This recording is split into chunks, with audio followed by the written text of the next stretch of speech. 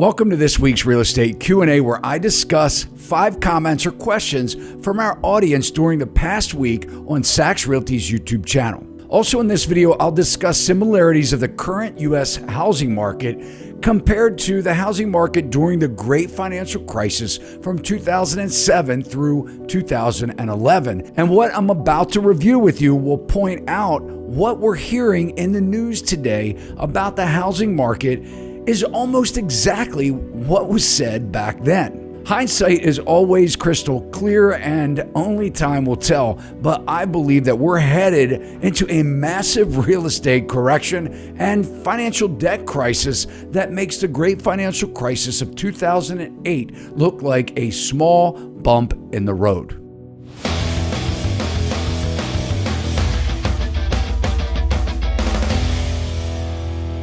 All right, welcome to the end of 2023. Everything is great in the U.S. economy, right? The Fed's talking about reducing rates. Forecasters are calling for a soft landing of the economy, and we've made it through reducing inflation without high unemployment rates, and the job market has remained amazingly strong. Mortgage rates are declining and home prices are expected to skyrocket again, so says many economists and real estate experts, as the lack of inventory will only cause available homes to be even in higher demand. Does that sound right to you? Or are you thinking this is complete bullcrap and mainstream media, corporate America, and politicians are living in the state of delusion? Hey, I'm Todd Sachs. I'm a real estate broker here in Maryland. And if this is your first time watching, our channel is dedicated to everything real estate. So let's get started. But before I address some of the comments and questions, let's review a few of the articles describing the housing market leading up to the Great Financial Crisis. And to do this, I had to dig deep and find an article that was posted on April 26th, 2005 on CBSNews.com titled "Bubble Pops Up in the Housing Market." So what's in this article kind of reminds me of what we were hearing last year in 2022. According to the National Association of Realtors, home prices rose last year, meaning 2004, more than 8.3% nationally. And suddenly it feels like the real estate selling season this year will be a repeat of the year before and the year before, etc. The questions people are asking is, will it last? Is there a housing price bubble? The consensus is that real estate prices will likely grow, but at a slower pace, not at the annual double-digit percentage growth experienced since 1997. The arguments that real estate and home prices will continue to rise indefinitely include the lack of available land, low interest rates, and never-ending supply of baby boomers and foreign buyers stepping into the market. According to the National Association of Realtors, about 25% of homes purchased last year were bought as investments, not as primary residences. So I ask you, does that sound familiar? And this article that was published in the Baltimore Sun on May 1st of 2005, titled "Hot Market Leaves Buyers Out in the Cold," houses were selling in mere days. Buyers are scrambling to outbid one another. Sellers are fetching well over asking price. Contingencies such as home inspections are being dropped, all the better to seal the deal. The spring selling season has arrived, a time when homeowners traditionally put their homes up for sale. But the typical busy season is hardly typical this year. Only a trickle of homes are coming onto the market as buyers line up to snap them up, even at hefty premiums. One person says here, I bid over the asking price and didn't get it because somebody else waived the home inspection. Even overbidding won't guarantee success, Rawlings, a realtor, said. One of his clients bid $225,000 for a 3-bedroom split level in Randallstown, $15,000 above the asking price. He lost the house to another buyer who shelled out $270,000 after the house had been on the market just 5 days. there are still a lot of eager and anxious buyers who want to become homeowners, and they realize this is what they have to do. Mortgage interest rates that have stayed at historical lows, allowing buyers to qualify for a larger loan, have propelled buyers into the market in numbers that are outpacing sellers. Or how about this? Baltimore Sun, August 16th of 2005. U.S. home prices surged 13.6% in the second quarter, the fastest pace in more than a quarter of a century, as a decline in interest rates fueled record sales. The continuing shortages of housing inventory are driving price gains. There is no evidence of bubbles popping. Wow. So, listening to these 2005 articles, isn't it amazing how it echoes and resembles what we heard last year? I mean, almost to a T, right? So now let's just fast forward for a minute and look at back in 2006, which I believe resembles right now, 2023. Let's just take a look at what some of these articles were saying. So again, 2006, BaltimoreSun.com. It was actually published on July 11, 2006. Home sales down 22% from a year ago. Housing sales in the Baltimore area skidded more than 22% last month from June of 2005 levels, the biggest drop in 7 years.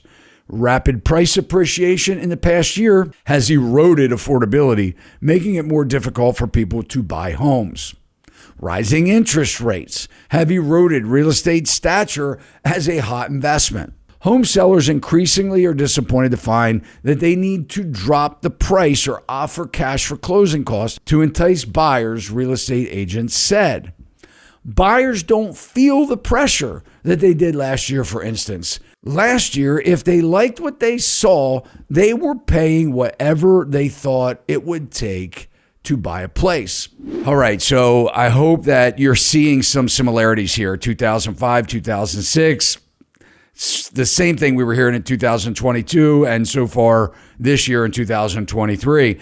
But now let's talk about 2007, because at this time, years into this narrative of is it a housing bubble? Is it not a housing bubble? Many of these economists are now waking up and they're saying that, hey, they may have been wrong in their very bullish predictions for the housing market, not thinking it's going to crash, not thinking, that buyers would ever stop, that they would just keep overspending on these houses. So this article posted on CNNmoney.com on December 28, 2007, headlined, How They Got Housing Wrong.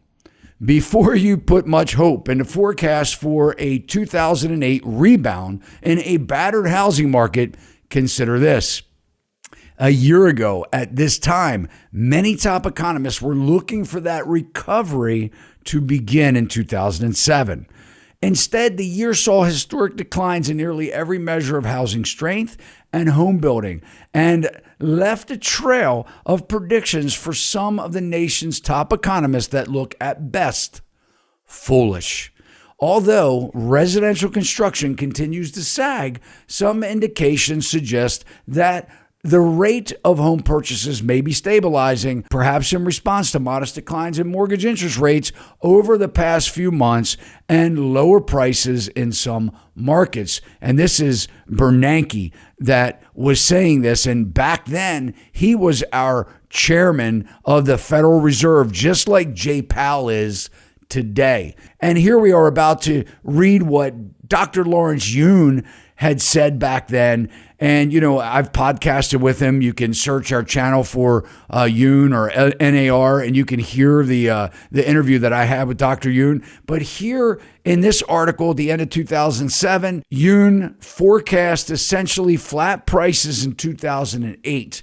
Yet he believes that there's at least 1 in 4 chance that prices will fall more than they did this year, and about the same chance that prices could rebound by 3% or more. So, hey, let's just throw a couple balls up in the air. We'll just cover all the bases, just like the weatherman. It may snow, rain, be sunny. Well, you get the idea.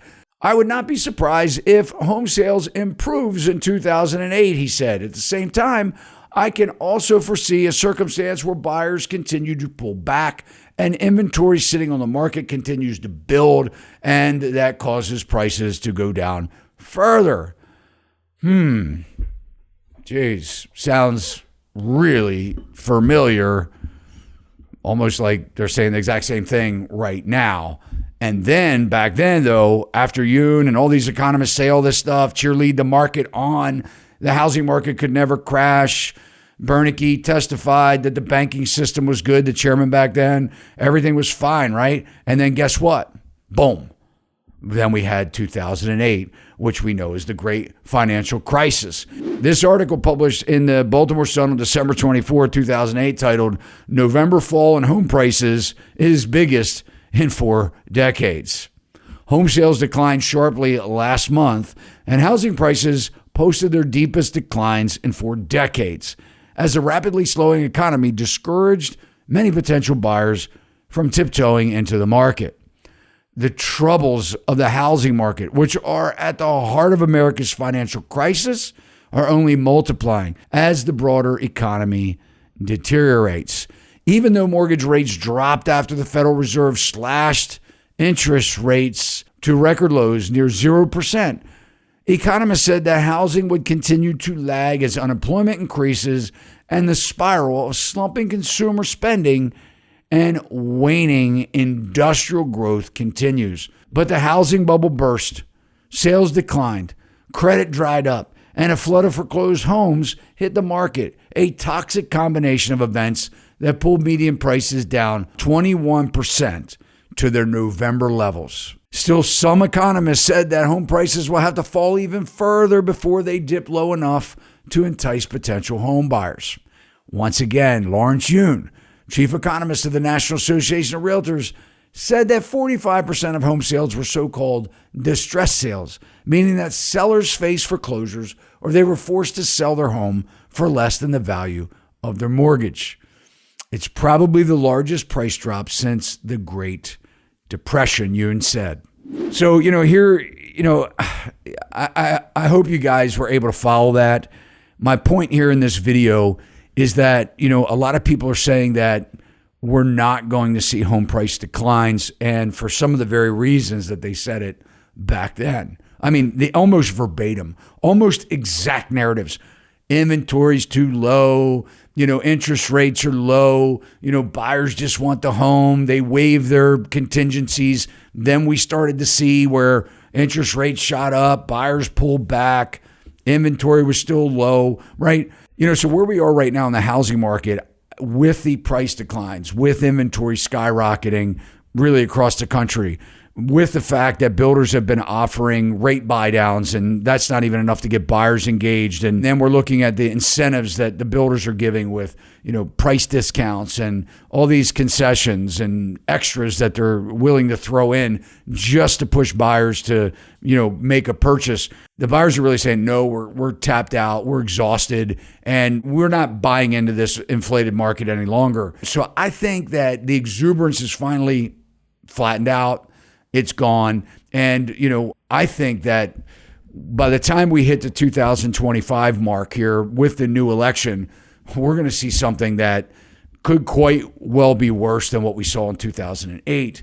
And, all we have to do is look at the bubble here. We can just look at this chart real quick and, we can see, how prices skyrocketed in the 2006 era and where we were when we hit the peak in 2022. It's fair to say, we're such a larger bubble than we were back then. So guys, you'll have to decide for yourself what you think is going to happen in the real estate industry, the housing market, and whether we're in a real estate bubble like I believe. And, and wonder, are the real estate experts and housing industry economists who are pushing this no home price crash, lacking inventory bullshit today, are they wrong? Are they just hiding this from us, or are they delusional? So drop your comments below. I'd love to hear what you have to say. And let's go ahead and dive into this week's comments and questions. So, the first comment that we're going to address here seems like we've got a fellow real estate agent. And I do have respect for the industry, and but along the narrative of the cheerleading for the market and people not really looking back, I do want to talk about this one comment, because this guy, Graham Matthews, commented, and it says that this market, and this is pertaining to my Tuesday night live, my recent Tuesday night live, where I was going over this in much greater detail. This is sort of like a watered down version of the comparison. If you want to check out the last Tuesday night, you can see what I'm talking about here. But this agent commented saying the market is nothing like 2005. I've been a realtor since 1986. Too many property owners own their homes free and clear, or mortgages under 3%. I never say prices only go up. They often flatline. Now, Graham, first of all, I want to say, I'm trying to be respectful here to your comment and the fact that you've been serving the housing market since 1986. I commend you that. I graduated high school in 1986. So you've been in the industry longer than me. I've been in the housing industry since 1989, but from a different capacity. I was a contractor, builder, developer, and then later in life obtained my real estate license and became a broker. But I'm going to tell you that you're saying that will never be like 2005 because too many property owners own their home free and clear. Now, I want to call you out on this, because in this Fred chart that talks about a homeowner without mortgage by housing tenure, this characteristic here that you're referring to of homes that are paid off free and clear. In 2005, 37% of the homes were considered free and clear. And my friend, we're only at 42% now. So I don't think that 5% difference in people that have homes that are free and clear are going to make much of a difference in this housing market. And you're comparing being in business since 1986. And if that's the case, you went through the late 80s, early 90s recession. You went through the 2000s recession. You went through the 2008 housing market crisis. And now you're looking at what you're seeing right now. And if you've been in the industry since 1986, you have to know this ain't normal. This is way overinflated like we've never seen before. If you know anything about housing, the housing market, like you say that you do, you would understand that for the first time, including the great financial crisis of 2005, the housing affordability index is under 100. And in the height of the bubble in 2006, it never pierced below 100, meaning that even in the last, leading up to the great financial crisis, leading up to that period of time, median income earners could still afford a median home price back then. And then we had the crash, right? So despite back then having all of the liar loans and all that stuff, okay, negative amortization loans, even all that junk mortgage stuff that we had back then, home prices weren't as much and less affordable like they are right now today. So I would say you're right. We don't have a 2005. It's much worse. Our next commenter goes on to say, the excellent show my wife and I just experienced, we have another offer. We didn't respond. We just moved on. A week went by. They asked if we were still interested. Nope. And by the way, thank you. Your loss. We are currently taking a break from actively buying until the spring. So let me explain this a little bit. So this commenter is talking about something I brought up where listing agents are making big mistakes right now. A lot of agents are disconnected with the market. They're disconnected with the buyers and they're disconnected with their sellers. In fact, a lot of these agents just want to think that they know everything and they don't do enough research and testing of the market and just do things because it worked before and they think that it'll work now.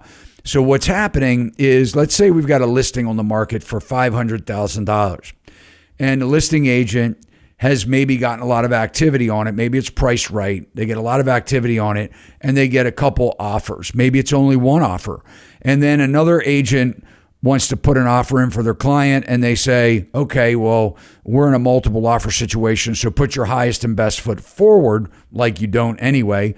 And the buyer's agent goes to their buyer and the buyer says, I'm not interested. I'm not getting into a bidding war. Been there, done that. House isn't worth it. Let's move on.